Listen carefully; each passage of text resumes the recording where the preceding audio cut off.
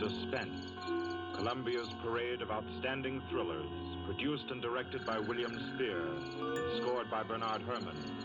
The notable melodramas from stage and screen, fiction and radio, presented each week to bring you to the edge of your chair, to keep you in suspense.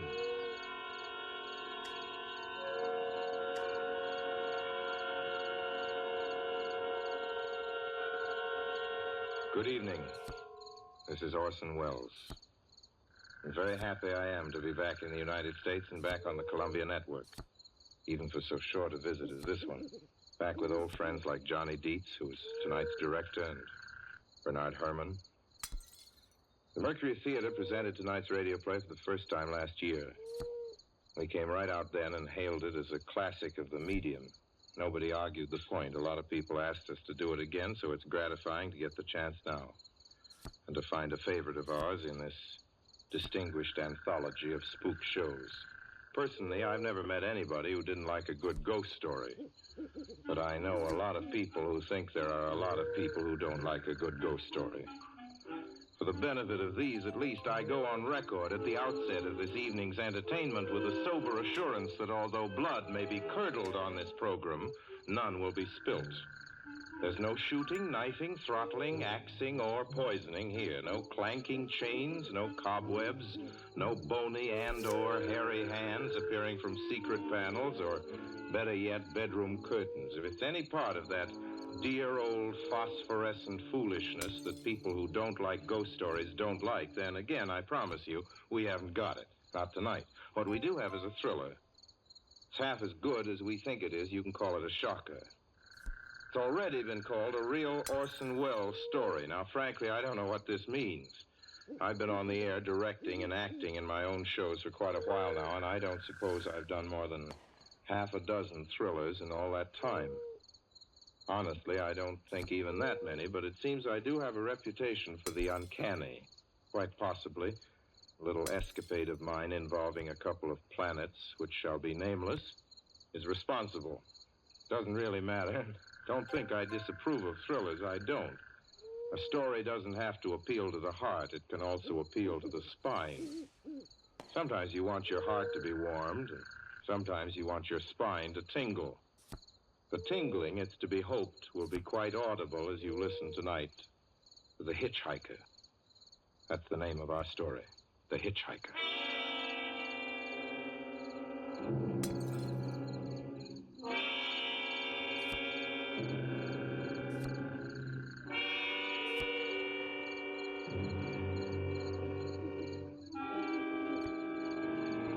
I'm in an auto camp on Route 66, just west of Gallup, New Mexico. If I tell it, perhaps it'll help me. Keep me from going crazy. I gotta tell this quickly. I'm not crazy now. I feel perfectly well, except that I'm running a slight temperature. My name is Ronald Adams. I'm 36 years of age, unmarried, tall, dark, with a black mustache. I drive a 1940 Buick, license number 6Y175189. I was born in Brooklyn. All this I know. I know that I'm at this moment perfectly sane. That it's not me who's gone mad. It's something else. Something utterly beyond my control. I've got to speak quickly. At any minute, the link may break. This may be the last thing I ever tell on Earth. The last night I ever see the stars. 6 days ago, I left Brooklyn to drive to California. Goodbye, son. Good luck to you, my boy. Goodbye, Mother. Here, give me a kiss, and I'll go. I'll come out with you to the car. Oh, no, it's raining. Stay here at the door. Hey, what's this? Tears? I thought you'd promised me you wouldn't cry. Oh, I know, dear. I'm sorry. But I do hate to see you go. I'll be back. It'll only be on the coast 3 months. Oh, it isn't that. It's just the trip. Ronald, I wish you weren't driving. Oh, Mother, there you go again. People do it every day. I know, but you'll be careful, won't you? Promise me you'll be extra careful. Don't fall asleep or drive fast or pick up any strangers on the road. Oh, gosh. I think I was still 17 here, you told me. Oh. And why? I mean, as soon as you get to Hollywood, won't you, son? Of course I will. Don't you worry. There's nothing going to happen. It's just 8 days of perfectly simple driving on smooth, decent, civilized roads with a hot dog or a hamburger stand every 10 miles.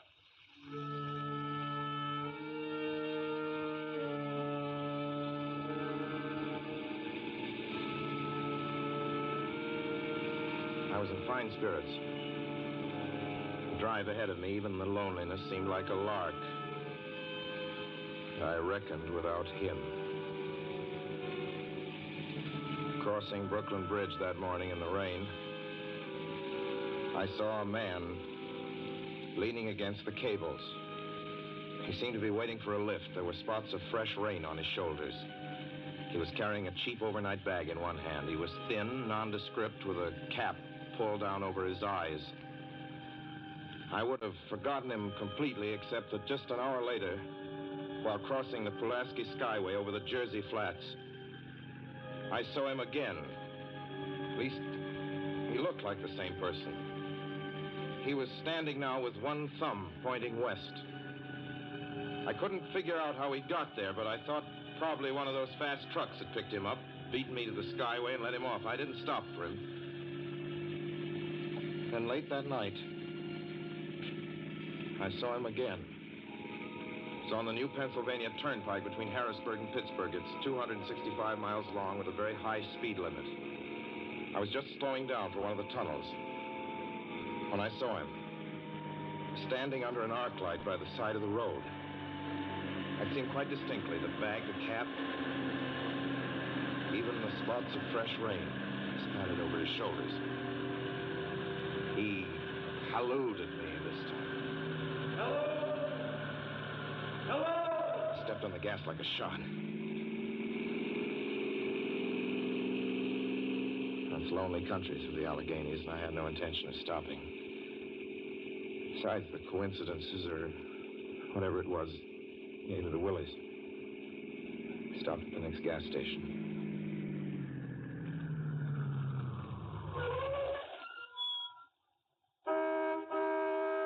Yes, sir. Fill her up. Certainly, sir. Check your oil, sir? No, thanks.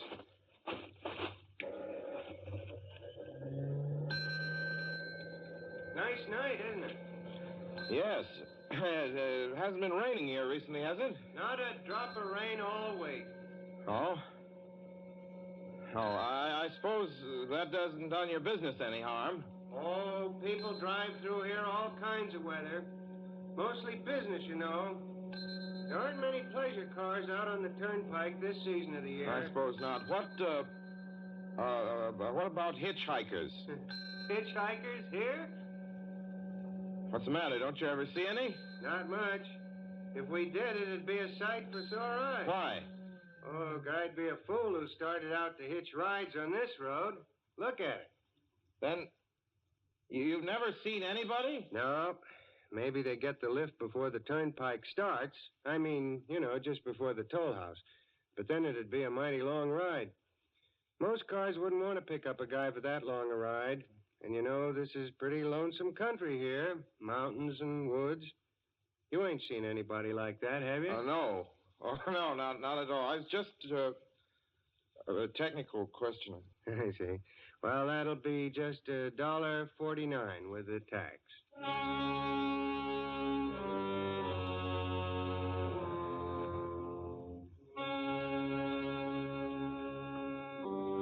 The thing gradually passed through my mind as sheer coincidence. I had a good night's sleep in Pittsburgh. I didn't think about the man all next day until just outside of Zanesville, Ohio, I saw him again. It was a bright, sunshiny afternoon. The peaceful Ohio fields, brown with the autumn stubble, lay dreaming in the golden light. I was driving slowly, drinking it in, when the road suddenly ended in a detour. In front of the barrier, he was standing.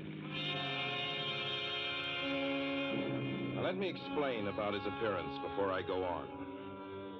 I repeat, there was nothing sinister about him. He was as drab as a mud fence, nor was his attitude menacing. He merely stood there, waiting. almost drooping a little, a cheap overnight bag in his hand. He looked as though he'd been waiting there for hours. And he looked up. He hailed me. He started to walk forward. Hello? Hello? Hello? No, not just now. Sorry. Going to California? No, not today. The other way, going to New York. Sorry.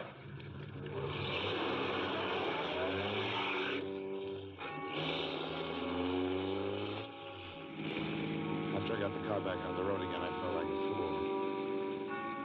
Yet the thought of picking him up, of having him sit beside me, was somehow unbearable. At the same time, I felt more than ever unspeakably alone.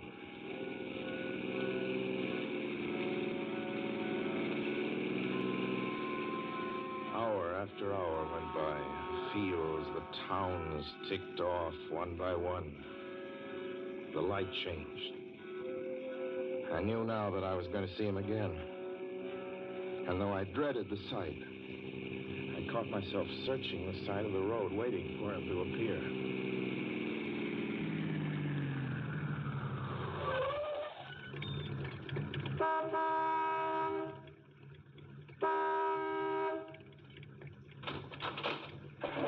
Yeah, what is it? What do you want? Sell sandwiches and pop here, don't you? Yeah, we do in the daytime. But we're closed up now for the I night. know, but I was wondering if you could possibly have a cup of coffee, black coffee, just... No, not this time of night, mister.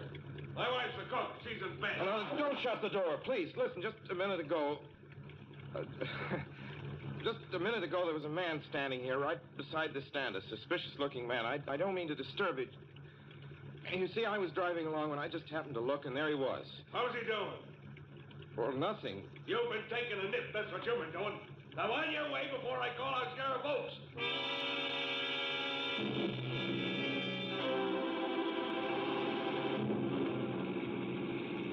I got into the car again and drove on slowly. It's beginning to hate the car. If I could have found a place to stop, to rest a little. I was in the Ozark Mountains of Missouri now. Few resort places there were closed, only an occasional log cabin, seemingly deserted. That's all that broke the monotony of the wild, wooded landscape. I had seen him at that roadside stand. I knew I'd see him again.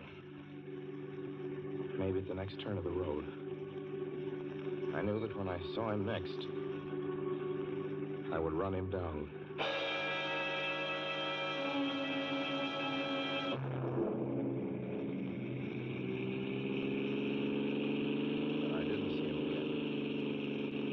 I didn't see him until late next afternoon. I stopped a car at a sleepy little junction just across the border into Oklahoma to let a train pass by. When he appeared across the tracks, leaning against a telephone pole. Perfectly airless, dry day. The red clay of Oklahoma was baking under the southwestern sun. Yet there were spots of fresh rain on his shoulders. I couldn't stand that. Without thinking, blindly, I started the car across the tracks. He didn't even look up at me. He was staring at the ground. I stepped on the gas hard, veering the wheel sharply toward him. I could hear the train in the distance now, but I didn't care then. Something went wrong with the car. The train was coming closer. I could hear its bell ringing and the cry of its whistle. Still, he stood there. And now I knew that he was beckoning me to my death.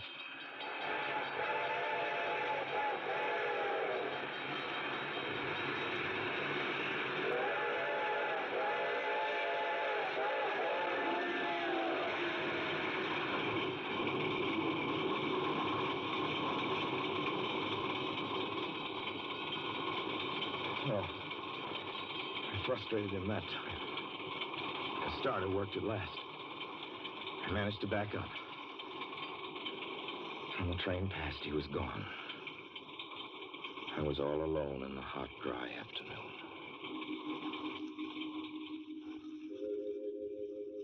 After that, I knew I had to do something.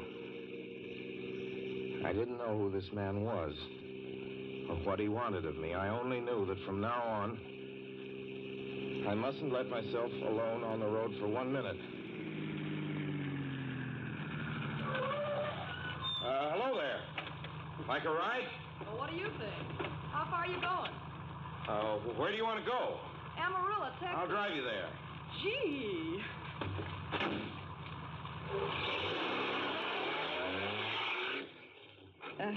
You mind if I take off my shoes? My dogs are killing me. Go right ahead.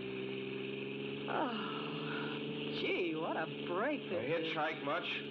Sure, only it's tough sometimes in these great open spaces to get the break. I should think it would be, though I'll bet you get a good pickup in a fast car. If you did, you could get places faster than, say, another person in another car, couldn't you? I don't get you. Well, take me, for instance. Suppose I'm driving across the country, say, at a nice, steady clip, about 45 miles an hour. Couldn't a girl like you just standing beside the road waiting for a lift beat me to town, or any town, provided she got picked up every time in a car doing from 65 to 70 miles an hour? I don't know. What difference does it make? Oh, no difference. It's just a crazy idea I had sitting here in the car. Imagine spending your time in a swell car thinking of things like that. What would you do instead? What would I do? If I was a good-looking fellow like yourself, why, I just enjoy myself every minute of the time. I'd sit back and relax. And if I saw a good-looking girl along the side of the road, hey, look out! Did you see him? See who? A man standing beside the barbed wire fence. I didn't see anybody. There wasn't nothing but a bunch of cows and a wire fence. No? What'd you think you was doing? Trying to run into the barbed wire There's a man fence? there, I tell you. A thin gray man with an overnight bag in his hand. And I was trying to run him down. Run him down? You mean kill him? Say you didn't see him back there? You sure? I didn't see a soul. As far as Watch that's concerned... for him the next time and keep watching. Keep your eyes peeled on the road. He'll turn up again. Maybe any minute now. There! Look there!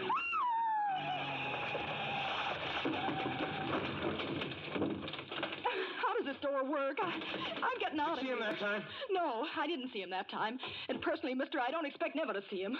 All I want to do is go on living. I don't see how I will very long, driving with you. Oh, I'm sorry. I don't know what came over me, but please don't go. So if you'll excuse me... You can't go. Listen, how would you like to go to California? I'll drive you to California. Seeing pink elephants all the way? No, thanks. Thanks just the same. Listen, please, just 1 minute, please. You know what I think you need, big boy? Not a girlfriend. Just a good dose of sweet... Please. There. I got it now. No, you can't go. Please, come Your back. hands off me. Do you hear? Leave your hands off...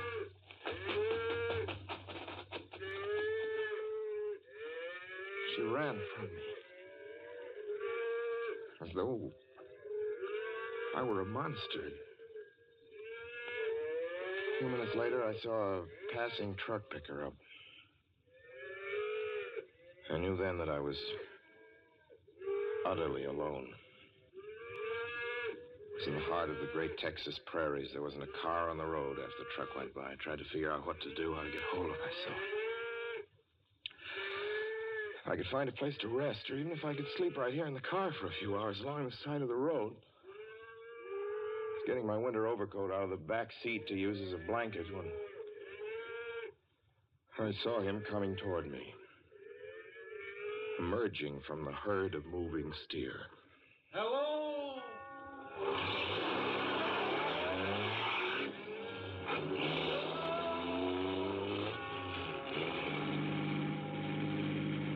Maybe I should have spoken to him then. Fought it out then and there.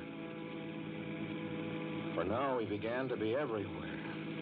Wherever I stopped, even for a moment, for gas, for oil, for a drink of pop, a cup of coffee, sandwich, he was there. I saw him standing outside the auto camp in Amarillo that night when I dared to slow down. I was sitting near the drinking fountain of a little camping spot just inside the border of New Mexico.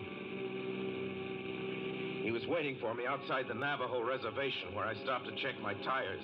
I saw him in Albuquerque when I bought 20 gallons of gas. I was afraid to stop now. I began to drive faster and faster. I was in lunar landscape now.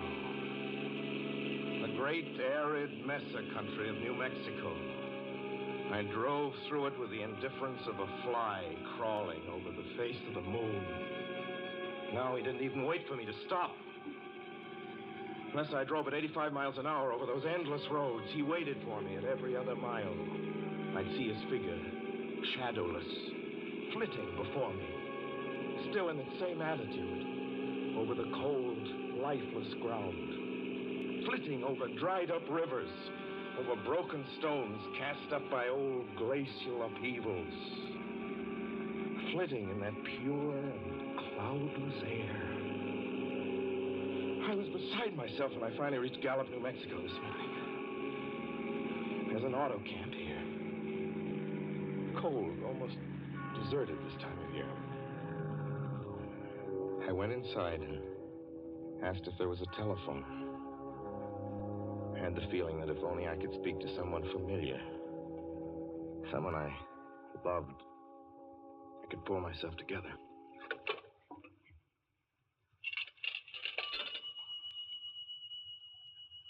Your call, please. Long distance. Long distance, certainly. This is long distance. I'd like to put in a call to my home in Brooklyn, New York. I'm Ronald Adams. The number is Beechwood 20828. Certainly, I will try to get it for you. Albuquerque, New York for Gallup. New York. Gallup, New Mexico, calling Beechwood 20828. I'd read somewhere that love could banish demons. It's the middle of the morning. I knew Mother'd be home. I pictured her tall and white-haired in her crisp house dress, going about her tasks. Be enough, I thought, just to hear the even calmness of her voice. Will you please deposit $3.85 for the first 3 minutes? When you have deposited $1.50, will you wait until I have collected the money?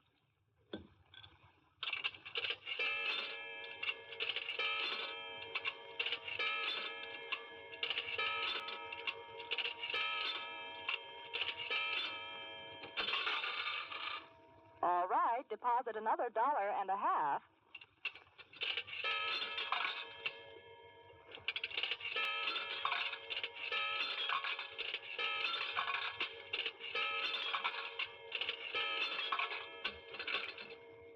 Will you please deposit the remaining 85 cents?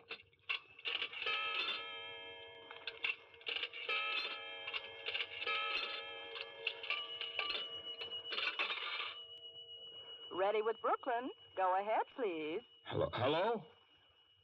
Mrs. Adams' residence. Hello, Mother? This is Mrs. Adams' residence. Who is it you wish to speak to, please? What? Oh, who's this? This is Mrs. Whinney.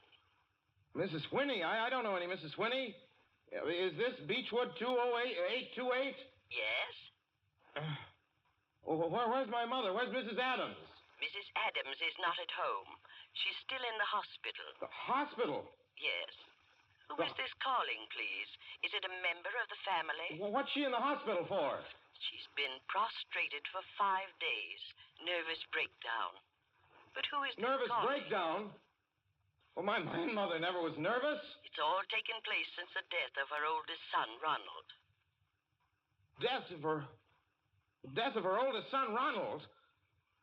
Hey, what's this? What number is this? This is Beechwood 20828. It's all been very sudden. He was killed just 6 days ago in an automobile accident on the Brooklyn Bridge. Your 3 minutes are up, sir. Your 3 minutes are up, sir. Your 3 minutes are up, sir. And so I'm sitting here in this deserted auto camp in Gallup, New Mexico. I'm trying to think. I'm trying to get hold of myself. Otherwise, I'm going to go crazy. Outside, it's night. The vast, soulless night of New Mexico. 1,000,000 stars are in the sky. Ahead of me stretch 1,000 miles of empty mesa. Mountains, prairies, desert. Somewhere among them, he's waiting for me. Somewhere I shall know who he is and who I am.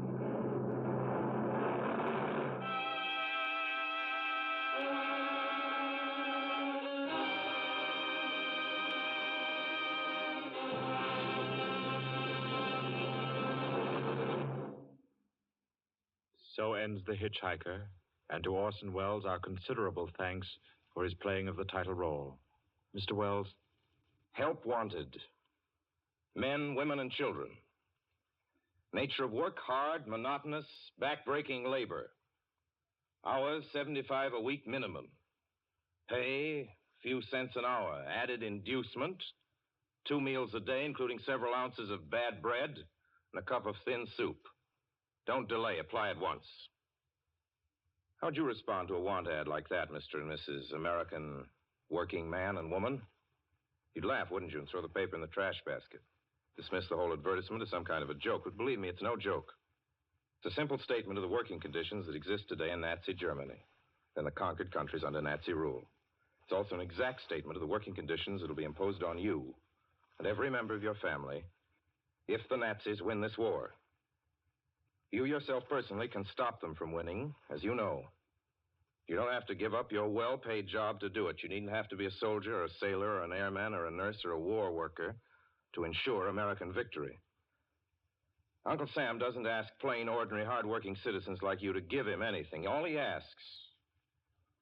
does ask very seriously and very urgently is that you loan him 10 cents out of every dollar you make. That's all there is to it. Lend Uncle Sam a dime to win this war, and he'll pay you back with interest when he's won it. The easiest, most convenient way to lend him these dimes is to enroll in the payroll savings plan. Just tell your boss to deduct 10 cents from every dollar he pays you and lend it to Uncle Sam in your name. Sign up for this simple savings plan today, and when victory comes, you'll have war bonds in your pockets instead of Axis bonds on your wrists. Suspense will be heard again 2 weeks from tonight. Next Wednesday night, September 9th, the Columbia Broadcasting System will present over many of these stations at 9:30 p.m. Eastern Wartime an address by W. Averill Harriman, the United States Lend-Lease Administrator in London. Mr. Harriman, as the personal representative of the President of the United States, attended the Moscow conferences between Winston Churchill and Joseph Stalin. Next Wednesday's broadcast will be Mr. Harriman's first public address since his return to this country. Suspense is produced and directed by William Spear. John Dietz was our guest director this evening. Tonight's radio drama was written by Lucille Fletcher. The original score was by Bernard Herrmann.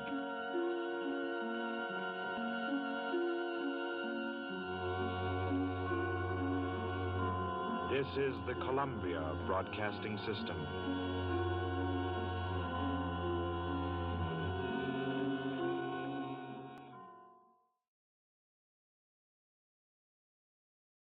Will you give a few seconds of your time to help win this war?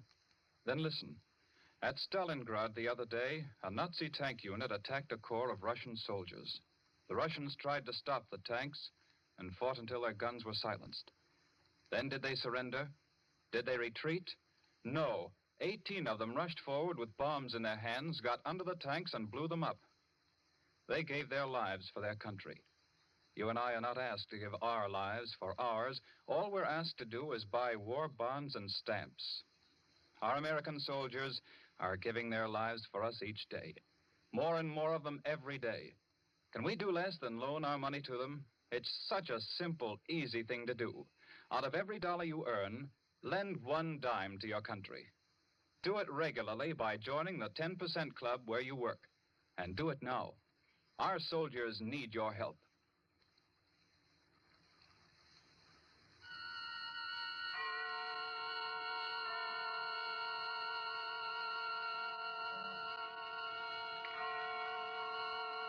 The Columbia Network takes pleasure in bringing you Suspense.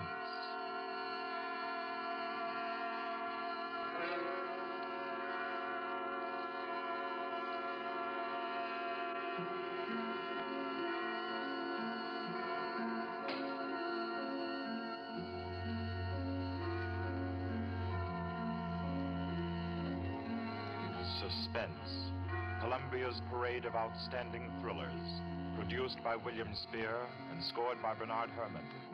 The notable melodramas from stage and screen, fiction and radio, presented each week to bring you to the edge of your chair, to keep you in suspense.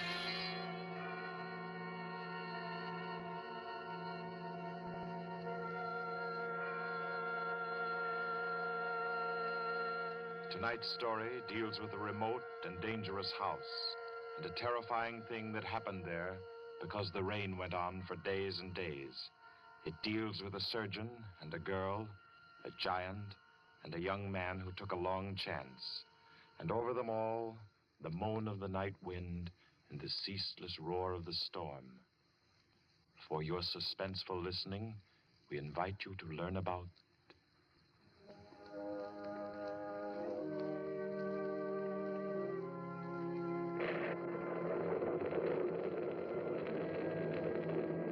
Kettler method.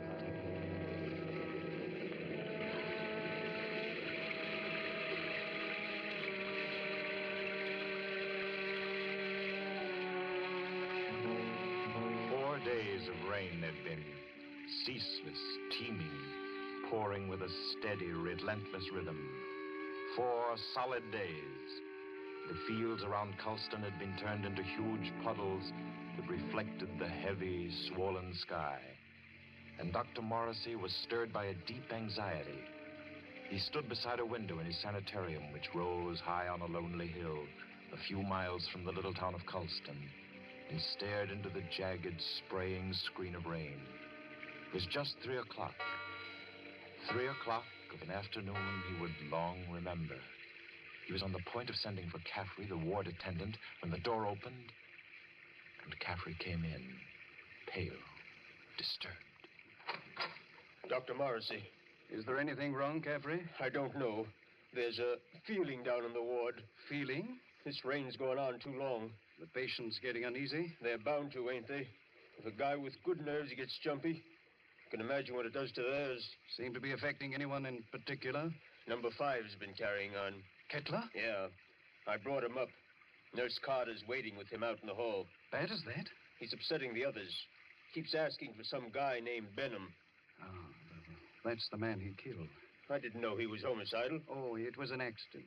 He was performing a brain surgery on Benham and... Him? Oh, Kettler was a very important surgeon, Caffrey. Didn't you know that? He keeps saying so, but... It's perfectly true. Very successful Dr. Kettler was. Until he perfected an operative procedure that he called the Kettler method. A new process of brain operation. Spent most of his life on it and... Well, when he tried it for the first time on this young lad Benham and Benham died on the table, it unbalanced his mind. I got to go back down there now. I think you'd better wait while I talk with Kettler. Okay, I'll bring him in. But don't make it long. I don't like the feel of things around here. Nurse, Miss Carter. Yes, we're coming. You can bring him in now. Come along. Dr. Morrissey wants to see you.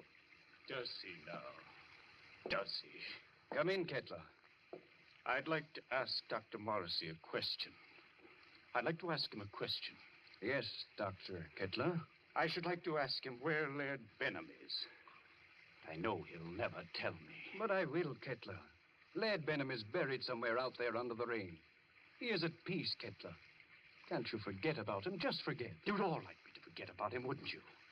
Then you could keep him hidden away forever, couldn't you? Benham is dead, Kettler. You know that. Benham died. He did not. He's alive. He was alive when you and the rest of the envious medical profession stole him from the operating table. Kidnapped him with my bandages still round his head. You were determined to make the Kettler method seem a failure, weren't you? Weren't you? Easy now. Believe me, Kettler. I think I know Benham where died. he is now, Dr. Morrissey. He's in the cellar under the ward downstairs, isn't he? Isn't he? Kettler. Let me see it. There. venom. Oh, you'd better take him down, Caffrey. All right. Come along now, sir. I'll take him, nurse. You won't show him to me. Even though it would make me well again. My cellars are empty, Kettler. Believe me, Benham isn't there. You sit there in power and order me away. Come on, Kettler. There's something I have to say. I've always been above violence, Dr. Morrissey. But the time comes when there's no other course. This is a warning, Doctor. A warning. And the joke is that you won't heed it. Come on with you. You won't heed it now. But you'll remember it. And soon you'll remember it. Tables turn, Dr. Morrissey. Tables turn.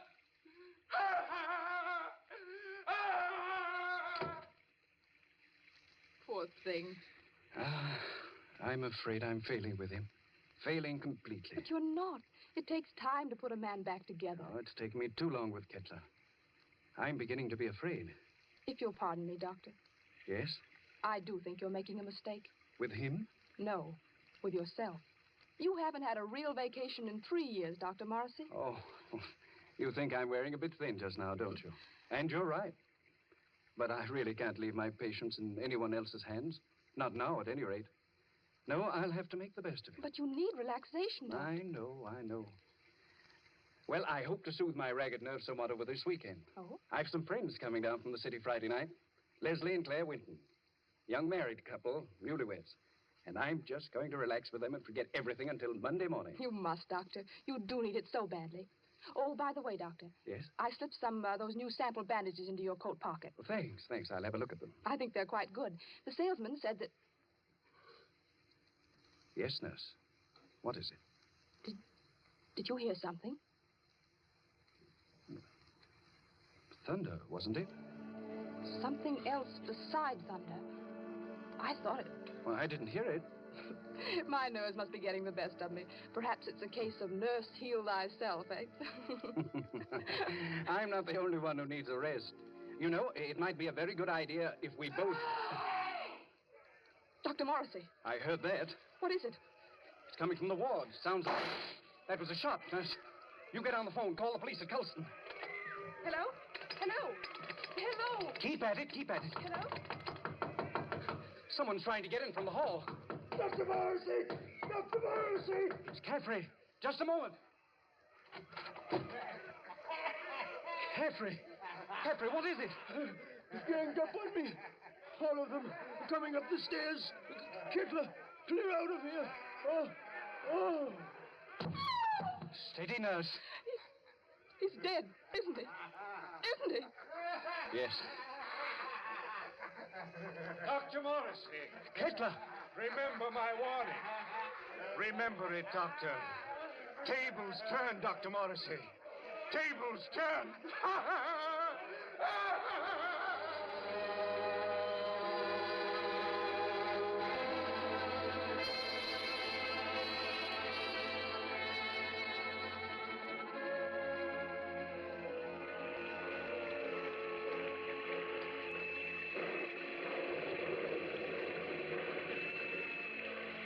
It rained for 3 more days. Friday night came, black, wet, and glistening. And the 8:15 express groaned into Colston Station, bringing Leslie and Claire Winton out from the city with their weekend luggage.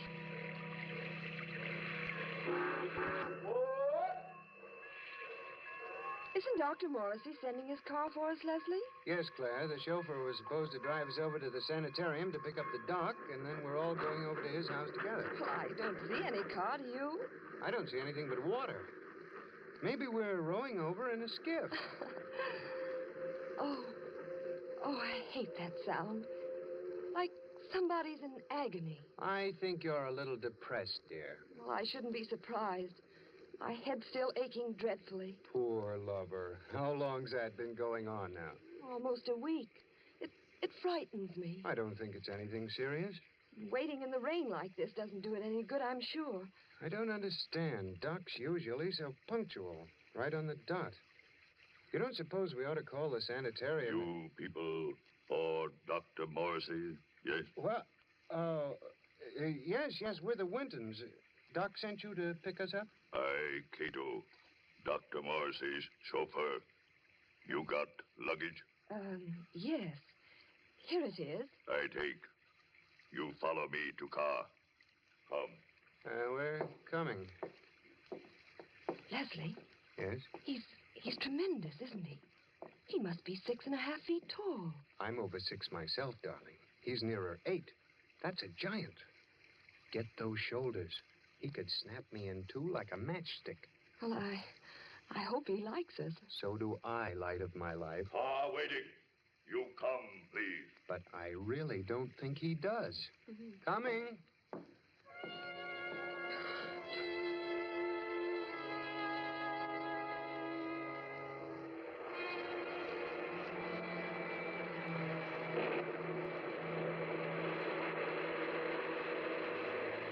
The heavy car lurched and hurtled over the rain-soaked roads, tearing wildly through the dark and careening up the hillside toward the stark walls of the sanitarium. It skidded to a standstill in front of the main entrance, and cold black Cato led them inside. I'll be right back. The brightly lit corridors were deserted, silent, like hallways in a nightmare. Claire was aware of her headache growing steadily worse as Cato opened the double doors and ushered them into the waiting room. You'll tell Dr. Morrissey we're here, huh? Doctor, be with you soon. You do not go away. Yes, thanks.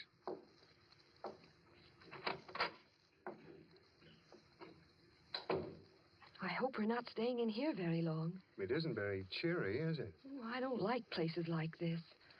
I suppose it's very foolish of me, but I always feel as if I'm in some sort of danger. That's the headache again.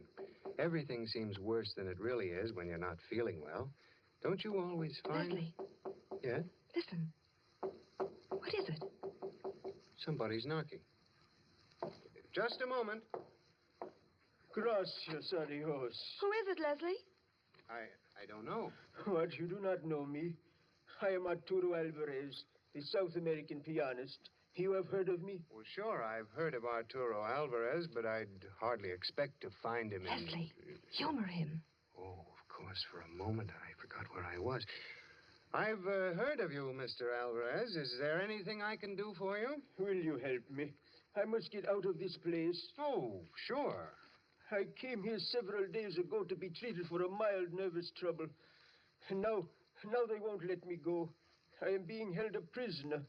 And tonight I am scheduled to give a concert at Carnegie Hall, and I must get out of here. Please, will you help me? Number 10 out of the ward again, I see. How many times must I tell you that is strictly against the rules? I was doing nothing wrong. I was only telling this gentleman that I must be at Carnegie Hall for my concert. Yes. I'm sure the gentleman was very interested. Cato. Yes, Doctor. Cato, you will escort number 10 back to the ward and see to it that he doesn't wander back into the waiting room. No, I will not be taken back to the ward. Help me. Oh, no. Help me, no. I will no. How strongly he believes in his delusion. Strange fantasy of a diseased mind.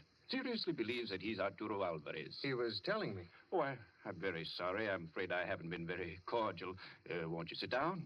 Is there anything I can do for you? Well, you see, Dr. Morrissey invited us up for the weekend. Oh, yes, of course. He told me he was expecting you. Does he know we're here? I'm afraid not.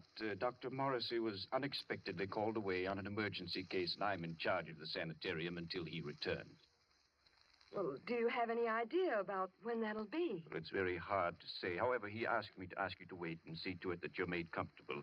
Let me see now. Your name is... Winton, Leslie Winton. And this is my wife, Claire. Yes. Permit me to introduce myself. I'm Dr. Kettler, Dr. Morrissey's assistant.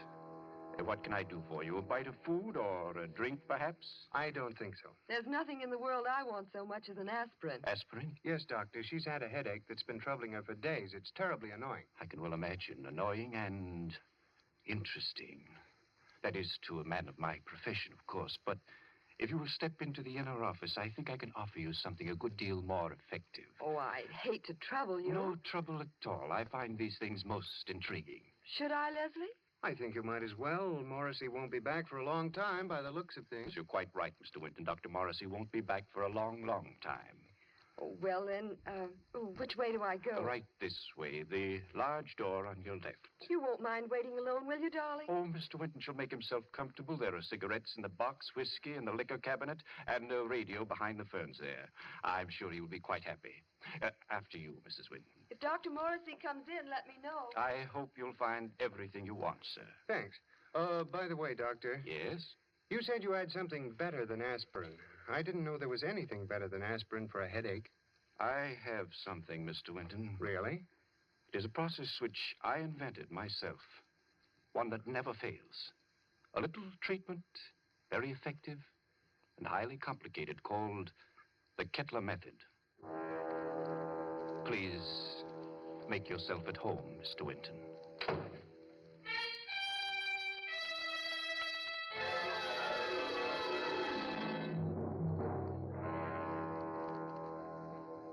Leslie sat there, alone in the big waiting room for a while. Then creeps began setting in, and he thought to himself, maybe I'll have that drink after all. He rose and went over to the liquor cabinet that Kettler had pointed out to him and opened it. Why, there's nothing in here but books. Yes, books. Books that were so thick with dust that it was clear they'd been there for months. Well, no drink for Leslie. Maybe a cigarette. Kettler said the box was full. He picked it up and started to open it. Why, it isn't even a cigarette box. The darn thing's a bookend. Yes, that's just what it was. Leslie began to think it was a tough job making himself at home in that waiting room. And then the idea occurred to him. Maybe the radio works. He went over to the radio then, turned it on, and... We are sorry to announce that the program scheduled for this time from Carnegie Hall has been canceled due to the mysterious disappearance of Arturo Alvarez, the noted South American pianist. Mr. Alvarez was known to be suffering from a minor nervous disorder and was last seen departing on a short trip to Colston in upstate New York. Alvarez. That guy is Alvarez. What's going on here? Claire! Claire! Locked. Dr. Kettler, open this door. Open it. Do you hear me? Miss Claire! Winton. Oh, you. Tell him to open up. Tell him. Tell him. Doctor send me. Tell you, young lady headache bad. Very bad. What do you mean? He operate. Operate? He say take long time. He say you not wait. You come back tomorrow. Operate? No, no. Kettler! Kettler! Claire, can you hear me? Can you hear me? Of course she can hear you, Mr. Winton. The operating table is just inside the door. Bring her out here. Let her go, I tell you, Kettler. But I find that an operation is indicated, Mr. Winton. I forbid you to touch her. You forbid? You? I'm in charge here. No one forbids me. Do you understand? You're insane. If you lay your hands on her, I'll kill you. So help me, I'll kill you. Very well, Mr. Winton. If you do not wish me to operate, that's all there is to it. I would scarcely force my services upon you. However, the girl's condition is quite serious, and I... Good work. Good work, Cato, my boy. A master stroke. Do you still forbid me, Mr. Winton? Do you? Do you? Oh, you don't answer. Good, good. Take him to the cellar, Cato, and lodge him there with his friend, Dr. Morrissey. They should have a good deal to talk over in the still hours of the night while I cure the young lady's headache unmolested.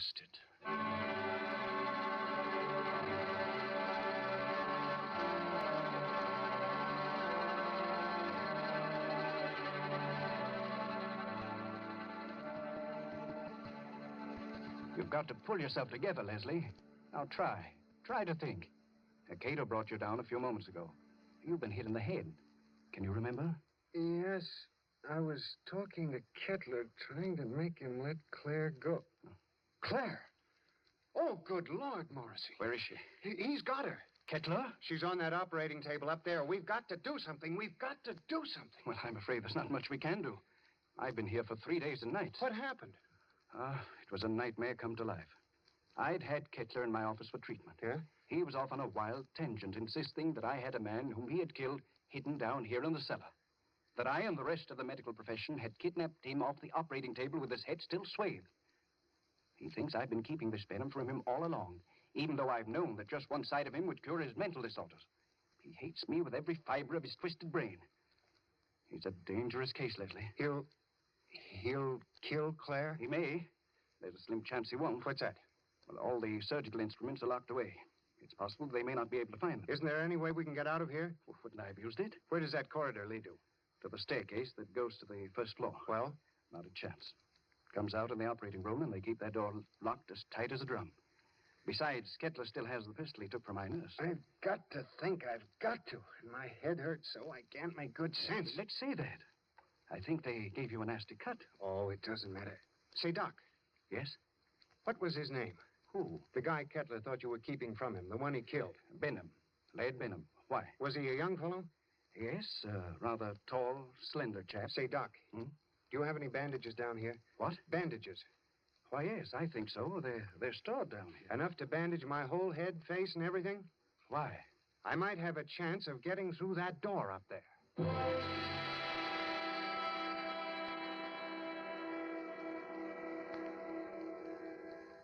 Please, let me go now. Oh, let me go. Leslie! Leslie! You will be better soon, much better. I will take the pain away, Mrs. Winton. Cato, have you found the surgical case? Not found yet. I look. Cato, look. Find it. We must not keep Mrs. Winton in agony. Find it, I say. She'll have to create some order in this place. I want my instruments at hand on a moment's notice. Please, let me go. Oh, let me go. You shall be well again, my dear. I promise you shall be. Doctor, here, tall, white cabinet behind curtain. That's it. Open it, Cato. Locked. Locked, Doctor. Smash it open. Open it. I do. You'll find scalpels on the top tray. Bring them to me. Yes, Doctor. It's here, Doctor. See, knives. Good, sharp knives. Cato find. He find them. Excellent. How they glitter. It is good to feel the knife in my hand again. Put the others right beside my pistol here on the table. Please. Oh, please. There, my girl. I shall expend all my genius on you. You shall be well again. No! Now to work. What was that? Who's there? Dr. Kettler. Who is it? I have found my way back to you. Open the door, Dr. Kettler. I've come back again. Who are you? You remember? You remember Laird Benham? Cato! Cato! Yes, Doctor. The door! The door! Let him in! He's come back! Let him in, I say! Yes, Doctor. Oh, let me out of here! He's come back! He's come back, Cato! Dr. Kettler. Benham, I knew it. I knew it all along. You're alive. You're living. Yes. Living. Yes, Dr. Kettler. You. Just as they took you from the table. Yes. They took me away before the operation was complete. Finish it now. Hurry. I can't live much longer. I'm about to die. No. Cato, get Benham out of the table. Girl on table. Take her off. Take her out of here. Put her in the cellar. Let Benham take her place. At once, you hear? Yes, Doctor. Cato. No, I won't be put in the cellar. I won't. It might be well if you went down into the cellar, you know. It's nice down there. You'll see old friends, perhaps. Old friends who need help. Leslie. Hurry, I say. Yes, Doctor. Come. I'm coming.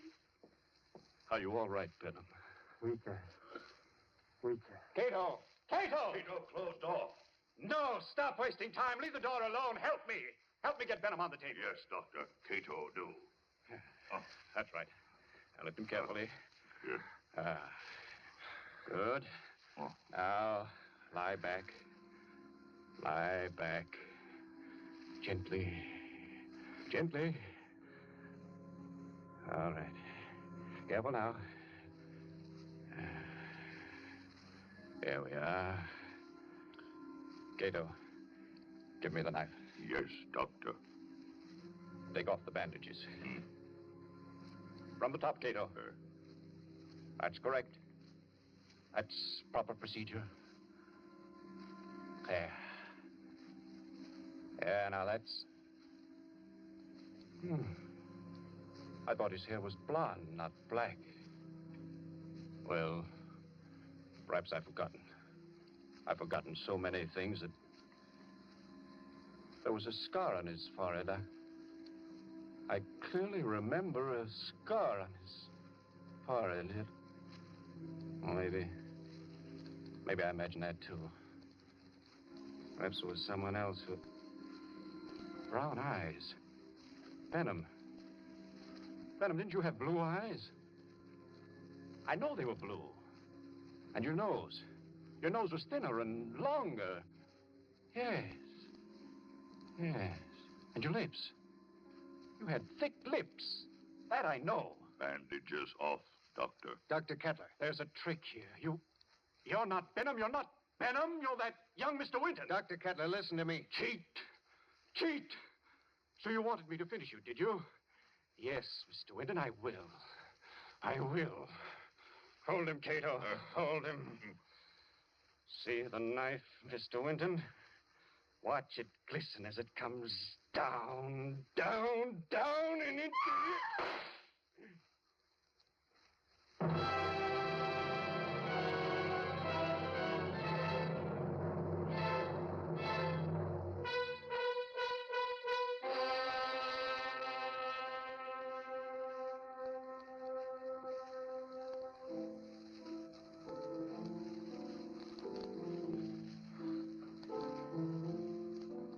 He's wonderful.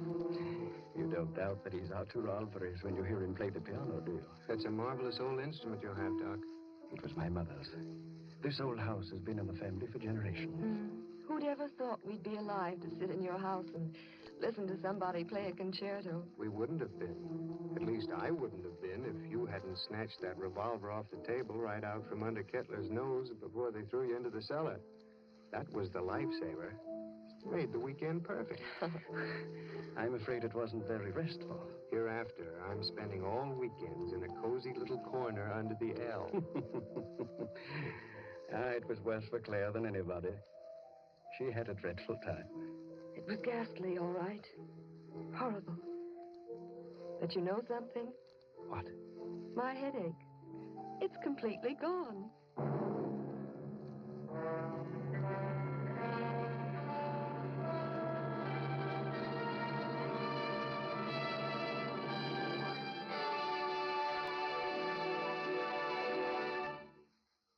So ends the Kettler method, the tale of a memorable weekend and a long-awaited dead man who didn't return after all. This was tonight's story of Suspense. Suspense is produced by William Spear. John Dietz was our director this evening. Tonight's radio drama was written by Peter Barry and scored by Bernard Herrmann. Roger de Koven was Dr. Kettler, John Gibson, Leslie Winton, and Gloria Stewart played Claire Winton. Others in the cast were Guy Repp, Martha Faulkner, Winfield Honey, and Ralph Smiley. Next week at this time, Columbia will bring you another selected story from the world's great literature of thrills. Another study in suspense. This is Barry Kroger, and this is the Columbia Broadcasting System.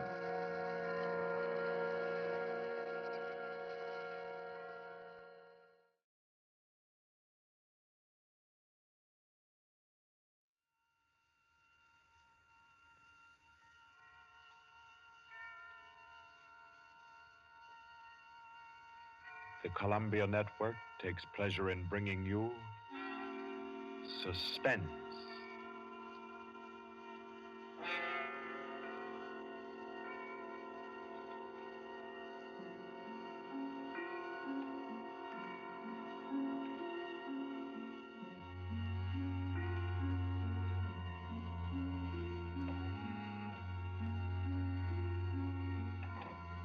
Suspense.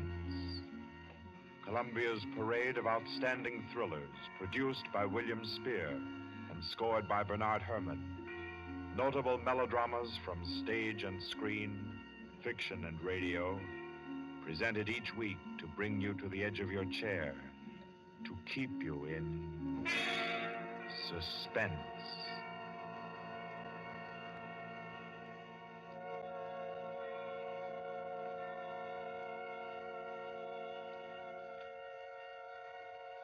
Tonight's story, by the noted American author T.S. Stribling, deals with the crime of murder on an exotic and atmospheric island, with ragged beggars who slept in a Hindu temple and awoke with gold in their pockets and a dead girl lying near them, and with a strange and mystical entrance into the life of hereafter, which was the experience of an American psychologist.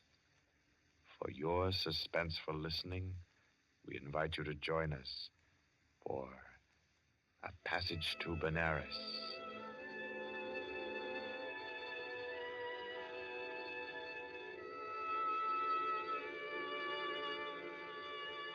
In Porto, Spain, in Trinidad, at 5:30 in the morning, Mr. Henry Poggioli, an American psychologist, stirred uneasily, became conscious of a splitting headache, opened his eyes in bewilderment, and then, with a shock, saw where he was. He got up, arranged his clothing. He tried with his neat psychological mind to recapture his dream, to bottle up again the little smoking wisps that still floated about within his aching head. By 7 o'clock, he had found his way back to the house of Mr. Lowe, his host in Port of Spain. Lowe was already about his coffee, with an interested spoon poised above the morning paper. Ah, there you are. Good morning, Poggioli. I say, you are quiet. Didn't hear you get up at all. Have some breakfast? Oh, thanks. I've been out for a breath of air. What's the news today? Well, the new governor will arrive in Trinidad on the 12th, and, hello. Another native's killed his wife. Tell me, Poggioli, as a psychologist, why do coolies kill their wives? Oh, for various reasons, I imagine. Let's hear some of the facts.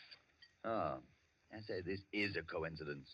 Really putting on a show for you, Poggioli, on your first visit to Trinidad. How so? Well, you remember that wedding procession you and I watched last evening down at the Hindu temple? The temple? Oh, of course. The cream-colored little bride with the breastplates and the linked gold coins and the anklets and all the finery. Mm-hmm. And the bridegroom. What'd you say his name was? Budman Lal? Yes. Well, do you know what's happened?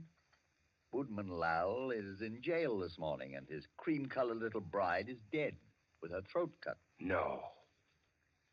Do they think he did it? No doubt of it. That's why he's in jail now. He always seemed like a sensible fellow, too. One of our best patrons, which only proves my contention, Poggioli. A bridegroom of only 6 or 8 hours killing his wife without any reason at all. Oh, there's usually some reason for murder. Maybe. But I say, oh, boy, you're missing the point completely.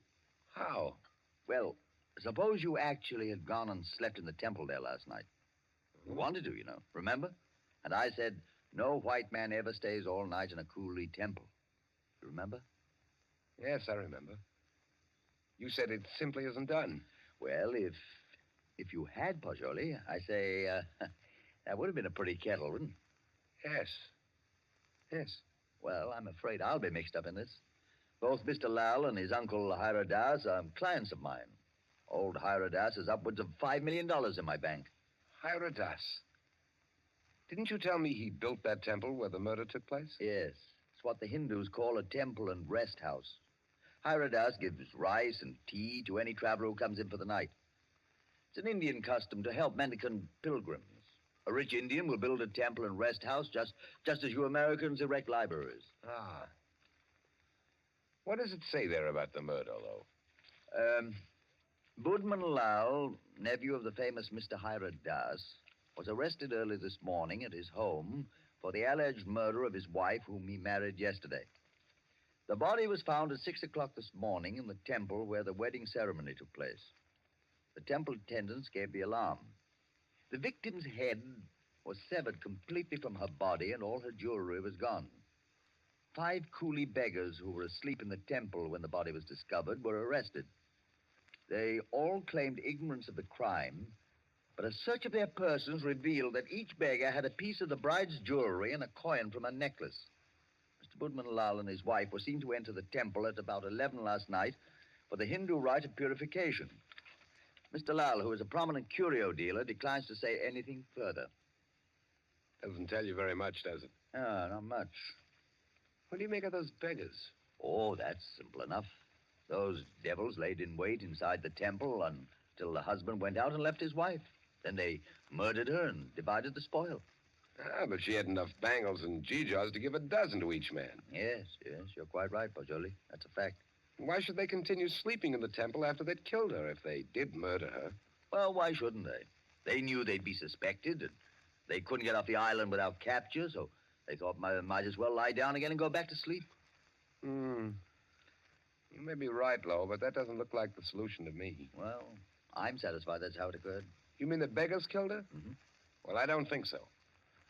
I rather fancy that the actual murderer took the girl's jewelry and went about the temple thrusting a bangle and a coin in the pockets of each of the sleeping beggars to lay a false scent. Oh, come now. That's laying it on a bit too thick, Pajoli. My dear Lo, that's the only possible explanation for the coins in the beggars' pockets. I say, oh, boy, you've had lots of experience in these things. Come along with me, and we'll go up and see Mr. Hiram Daz and see if we can't help his nephew. I'll be glad to. But we'll go to the temple first. Then we'll call on Mr. Hiradas.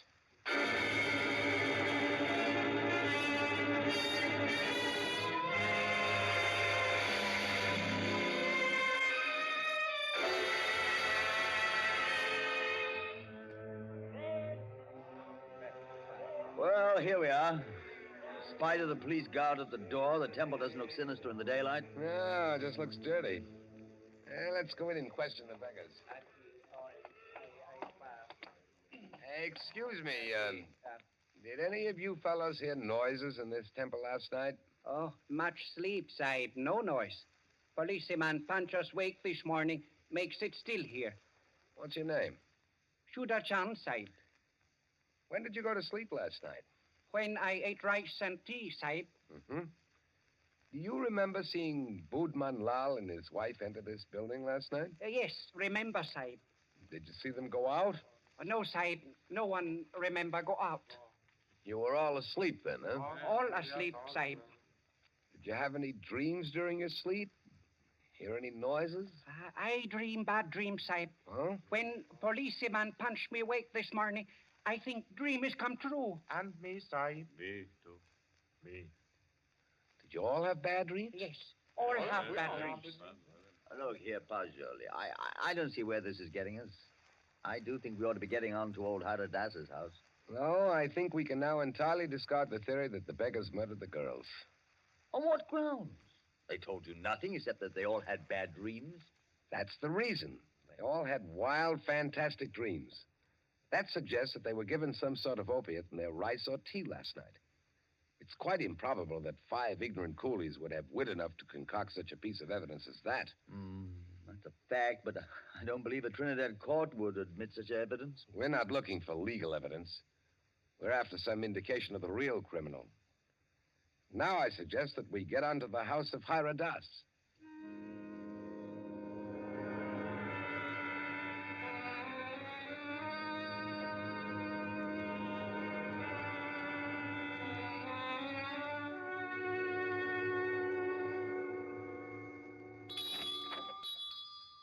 Please come in, gentlemen. I've been expecting you. Please be seated. Thank you. Thank you. A most mysterious murder in the life of my poor nephew will depend upon your exertions, gentlemen. Tell me, what do you think of the beggars that were found in the temple with the bangles and coins? Well, I'm afraid my judgment of the beggars will disappoint you, Mr. Hiradas. Huh? My theory is that they're innocent of the crime. Really? Why do you say that? Because they told me of dreams they had. All their dreams were very nearly identical. You are not English, sir. No Englishman would have thought of that. No, I'm American with a backlash sprinkling of Italian. My name's Paggioli. What is your profession, Mr. Paggioli? You are a detective? No, Mr. Das. I'm a psychologist. Ah, your soul is at least groping after knowledge. However, it gropes as a blind worm, Mr. Paggioli, and we must find the criminal who committed this crime, and thus restore my nephew Budman Lal to liberty. You can imagine what a blow this has been to me after I arranged this marriage for my nephew. You did? Arranged a marriage for a nephew who is in his 30s? Yes, Mr. Poggioli. I wanted him to avoid the pitfalls into which I fell. Ah. He was unmarried, and he'd already begun to add dollars to dollars. I did the same thing. And now, look at me. An empty old man in a foreign land. What good is this house where men of my own kind can't come and sit with me, and when I have no grandchildren to romp and play? No. I've piled up dollars and pounds. I've eaten the world, Mr. Poggioli, and found it bitter. Now here I am, an outcast. And why don't you go back to India, Mr. Hyradas? Why, Mr. Poggioli, my mind is half English. If I should return to Benares, I'd walk about thinking what the temples cost. How much was the value of the stone set in the eye of Krishna's image? If I would ever be one with my own people again, Mr. Poggioli, I must leave this Western mind and body here in Trinidad. That's very interesting and moving, but we were discussing your nephew, Budman Lal. Wait. In searching for the criminal, I would suggest you look for a moneyed man. Let me tell you my suspicions, and you can work out the details. What are they? I went out to the temple this morning to have the body of my poor murdered niece brought here to my villa for burial. I talked to the 5 beggars, and they told me there was a 6th sleeper in the temple last night. Was there indeed? Yes, Mr. Lowe. A white man. A white man? Yes, Mr. Lowe. All 5 of the coolies and my man, Gupta, told me it was true. But, Mr. Hyradas, decapitation is not an American mode of murder. American? I was speaking generally. I mean, a white man's method of murder. That is indicative in itself. I meant to call your attention to that point. It shows the white man was a highly educated man who had studied the mental habits of other peoples than his own. So he was enabled to give the crime an extraordinary resemblance to a Hindu crime. But what motive could a white man have? Possibly robbery, Mr. Poggioli. Or if he were a very intellectual man, he might have murdered the poor child by way of experiment. A murder for experiment? Yes, Mr. Lowe. To record the psychological reaction. Why, I can't entertain such a theory as that, Mr. Hyradas. Oh, no. It is too far-fetched. However, it is worth investigating, is it not? Yes, but I'll begin my investigations with the man Guka. By all means, Mr. Poggioli. And in your investigations, gentlemen, hire any assistance you may need. Draw on me for any amount. I want my nephew exonerated, and above all things, I want the real criminal apprehended and brought to the gallows.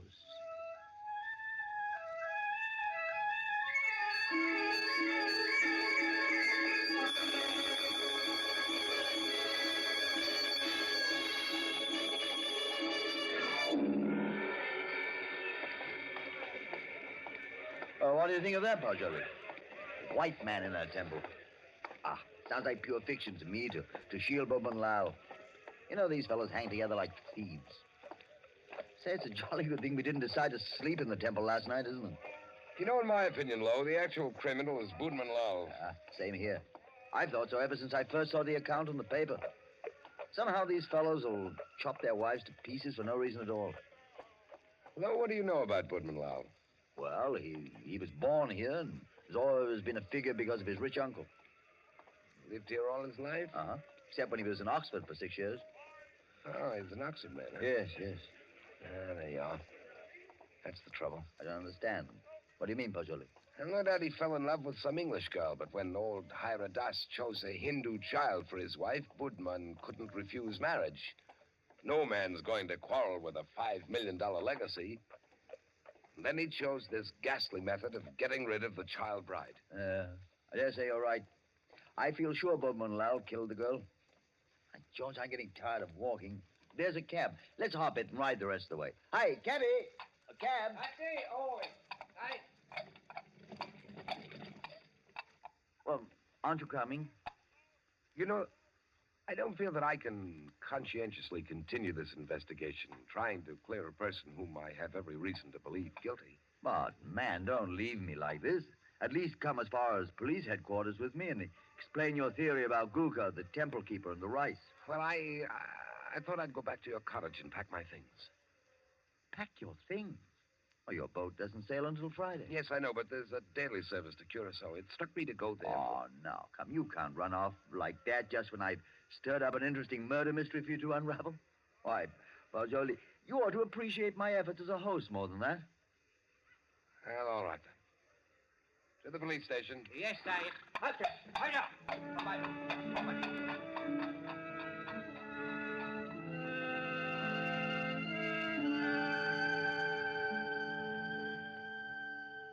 Chief Vickers, this is my friend, Mr. Pajoli. Mr. Pajoli, Mr. Vickers is chief of Trinidad's police force. How do you do? How do you do? Chief Vickers, I've asked Mr. Pajoli's counsel in the Budman Lal murder case.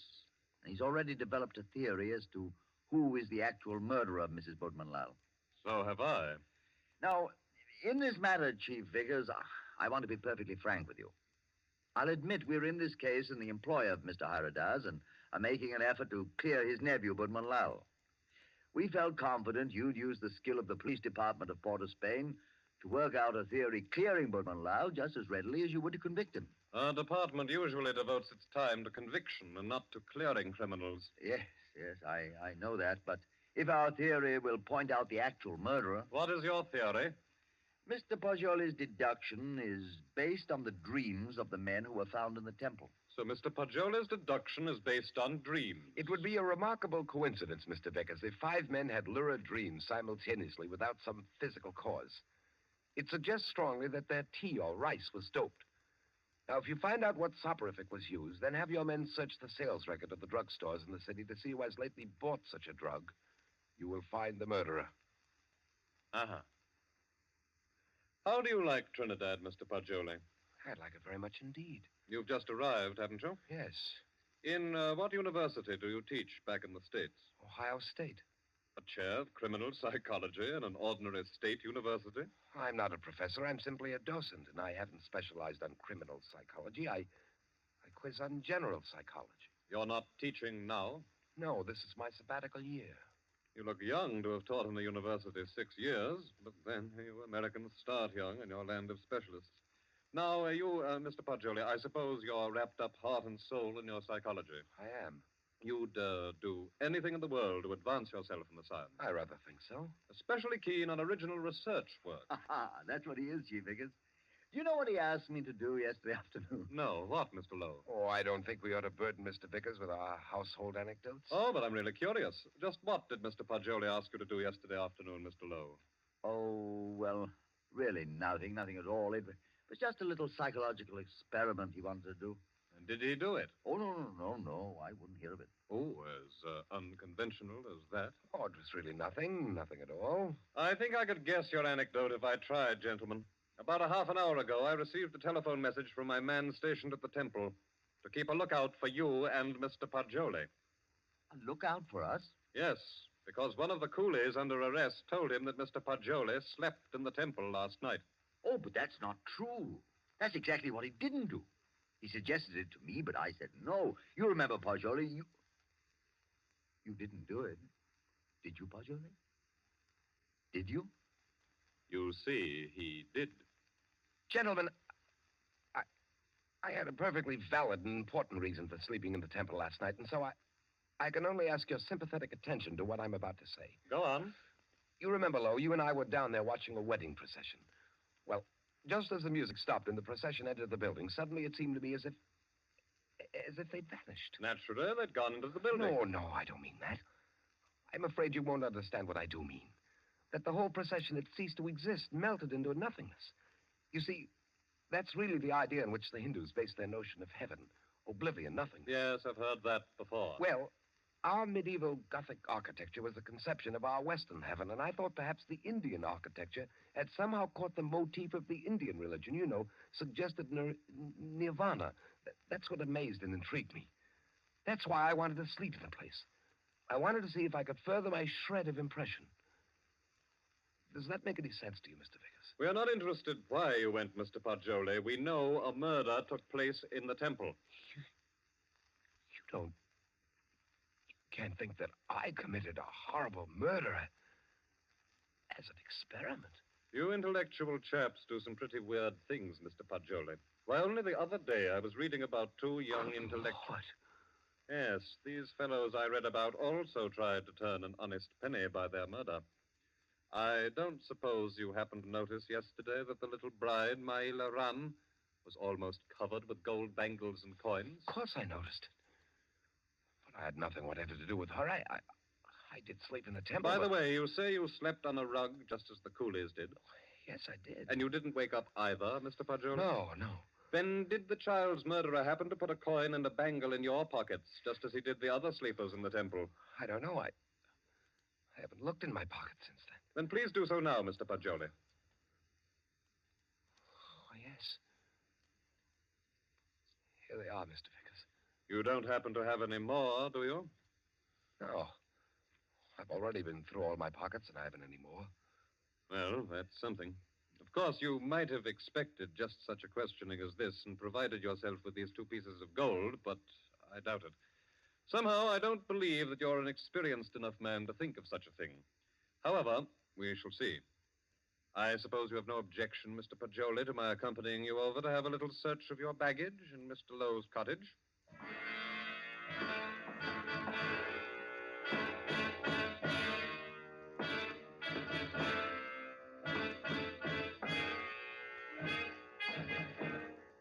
Now then, Mr. Poggioli, be so kind as to open your trunk.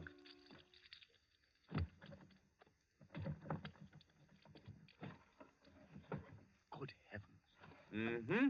Just as I thought. A trunk tray full of bangles and coins. I'll say one thing for you, though, Mr. Poggioli. Your nerve almost got you by. But you can't believe that I did it. Well, you don't believe I did this, do you? I don't. In your trunk, Poggioli. If I did it, I was sleepwalking. God, to think that it's possible that right here in my own trunk. Well, we might as well start back, I suppose. This is all. I'll go back with you, Poggioli. I'll see you through. Somehow I can't. I won't believe you did it.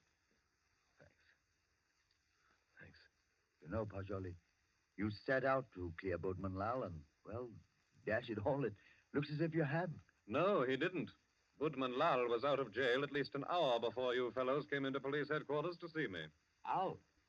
You mean that you turned him loose? Yes. How's that, Chief Vickers?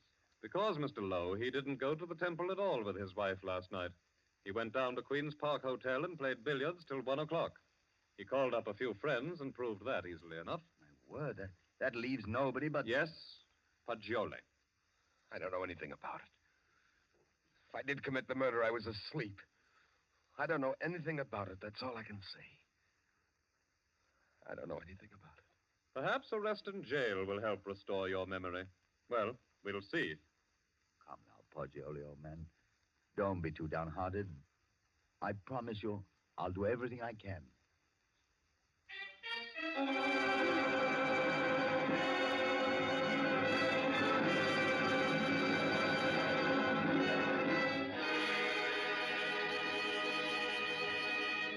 In the case against Henry Poggioli, having been duly tried by a jury of your peers who have been found guilty and by the powers invested in me, I herewith sentence you to be hanged by the neck until you are dead.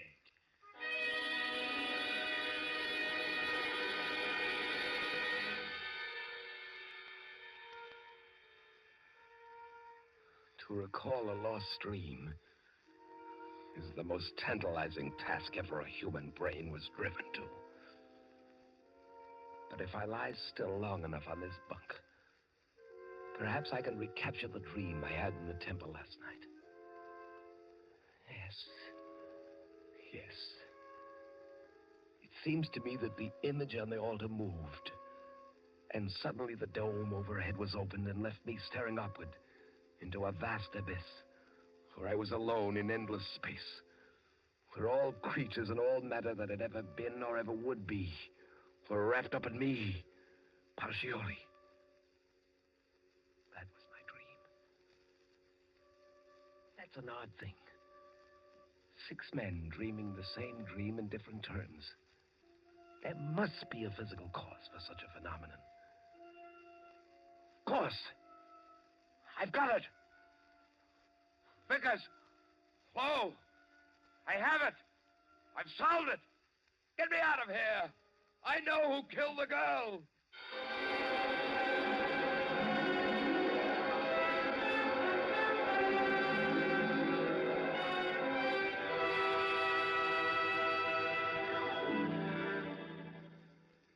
What is it, my friend? I know who murdered the bride. Old Hira Das did it. Now listen. Listen. Go tell Vickers to take the gold he found in my trunk and develop all the fingerprints on it. He'll find Hira Das's prints. Also tell him to follow out that opiate clue I gave him. He'll find Hira Das sent a man to put the gold in my trunk. See if they don't find brass or steel filings in my room where the scoundrel sat and filed a new key. But they've already done that long ago. They have? But certainly. And old Hira Das confessed everything. Though why a rich old man like him should have murdered a pretty child is more than I can see. But why did he pick on me as a scapegoat? Oh, he explained that to the police. He said he picked on a white man so the police would make a thorough investigation and be sure to catch him. He did? Aye. But what I can't see is why the old boy wanted to be caught and hanged. Why didn't he commit suicide? Why? I know why. Because according to his religion, in that case his soul would have returned in the form of some beast. He wanted to be slain because he expects to be reborn instantly in Benares with little Maila Ran as his bride instead of his nephew's. He hopes to be a great man with wife and children. All the things he was not here in Trinidad. Yes, you must be right. Why didn't you come and tell me about Hira Das's confession the moment it occurred? What do you mean keeping me here when you know I'm an innocent man? Why didn't you tell me before this? Because I couldn't. Old Hira Das didn't confess until a month and 10 days after you were hanged.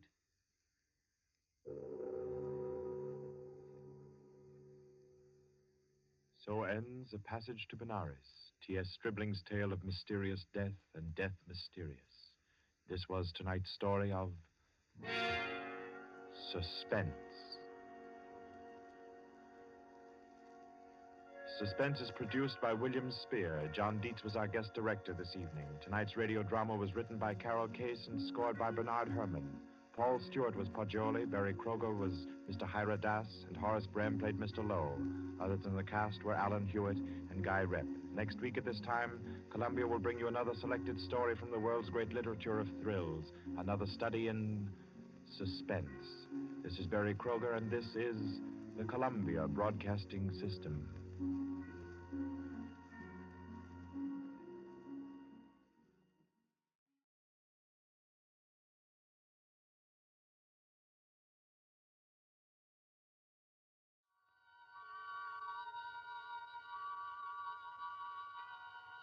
The Columbia Network takes pleasure in bringing you Suspense.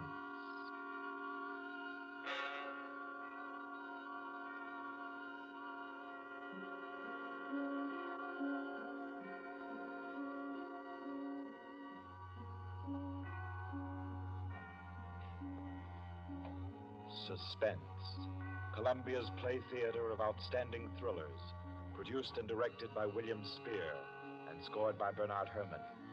The notable melodramas from fiction and stage and screen, from the world's great literature of entertaining excitement, presented each week to bring you to the edge of your chair, to keep you in suspense.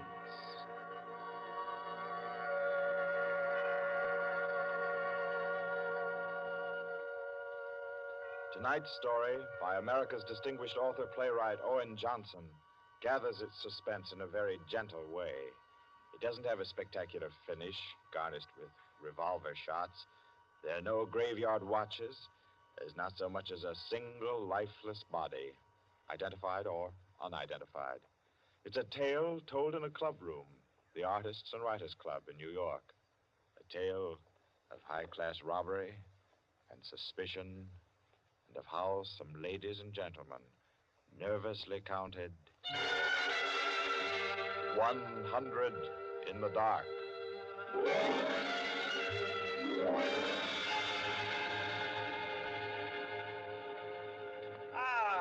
That was a fine meal. Me for the club anytime. Here, we can all sit here, Quinty. Yes, if you'll just draw up that chair for Mr. Peters. Oh, yeah. Here you are, Mr. Peters. Thank you. Do you all know Peters? This is Mr. Steingall. How do you do? I know you. Mr. Gaulier. Oh, I believe we've met. Oh, yes. How are you? Oh, you know each other. Yes. And the one who drew up the chair, Mr. Rankin. How do you do? I guess we're all acquainted now. To get back to our table discussion, Quinty. Oh, yes. How about a drink? Who'll join me? Oh, yeah, pleasure. Fine. John. Well, now, Steingall, as I said, there are only half a dozen stories in the world. What is more to the point? There's every reason Yes, sir. What? Oh, 5 with soda, John. Yes, sir. Now, where was I? Oh, yes. What is more to the point, gentlemen, is the small number of human relations that are so simple and yet so fundamental that they can be eternally played upon